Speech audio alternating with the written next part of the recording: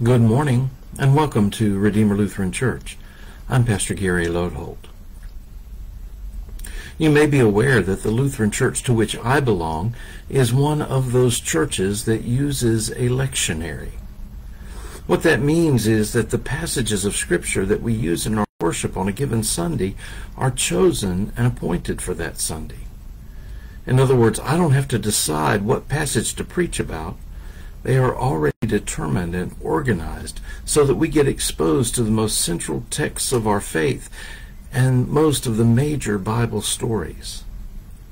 This has several advantages, both for the pastor and the people. The pastor doesn't have to try to figure out what to preach on out of the whole Bible, and the people aren't exposed over and over only to the pastor's favorite passages. The lectionary forces us to deal with passages we might otherwise overlook and gives us a fair and honest look at the whole Bible. Mostly.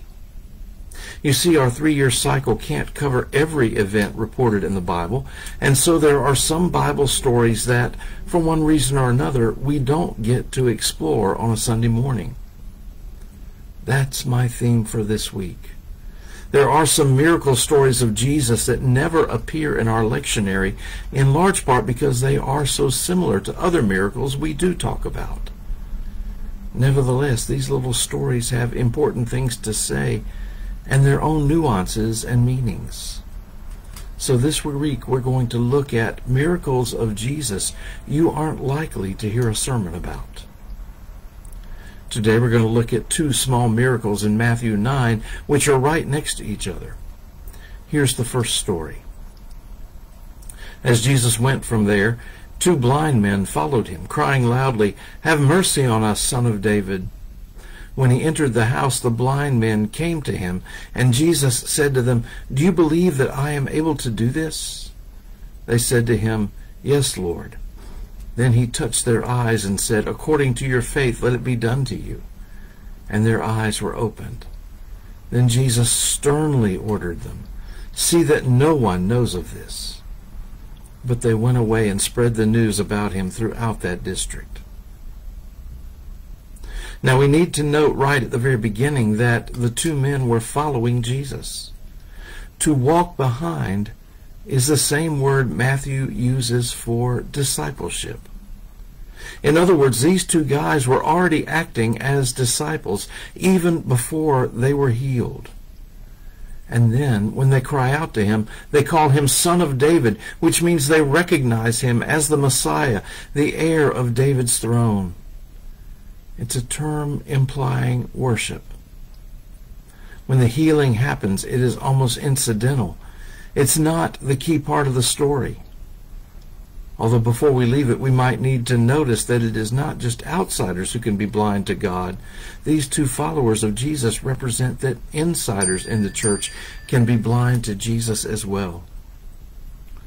But the real key to the story is what happens right at the end. Jesus tells them not to tell anyone about him or what happened, and instead they go out and spread the news throughout the district. And here's the thing. These followers disobeyed Jesus. He told them not to tell. They told. It's as simple as that. And I think for Matthew, this serves as an example to us all that we might call Jesus Lord, but so often we don't do what he says. As my commentary says, the essence of discipleship is not miraculous wonders, but obedience to Jesus' word.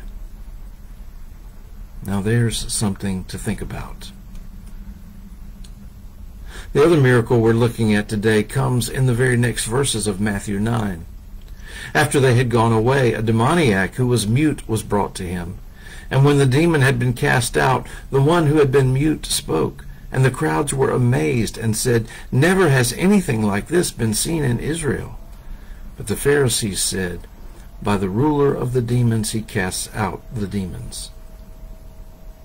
This story, too, has parallel passages in other Gospels that we do preach about, but we miss this one. Some scholars believe that Matthew put this story in this place, and especially right next to the one about the blind men, in order to illustrate how Jesus fulfills the works of the Messiah listed in Isaiah 35, to open the eyes of the blind, to unstop the ears of the deaf, to make the lame leap like a deer, and to cause the tongue of the speechless to sing for joy. But again, the emphasis in this story is on the responses that happen to it. The first response is that the crowds are amazed, and that indicates that the people are open and ready to respond to Jesus with faith. And they would, except for the religious leaders who are opposed to Jesus. And that's a pretty important point.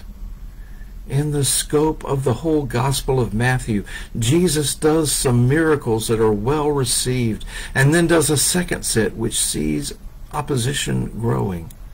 And all this leads to a third set, and the opposition acts to cause his death. And as uncomfortable as it may be, we sometimes need to wonder which side we are on.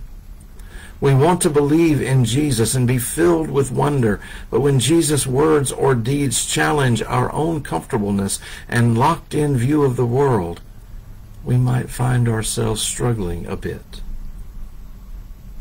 May our eyes be open to the new thing that God is doing among us. May our tongues be set free to tell of the love and grace of Jesus. Thanks for watching, and remember to let this day belong to God.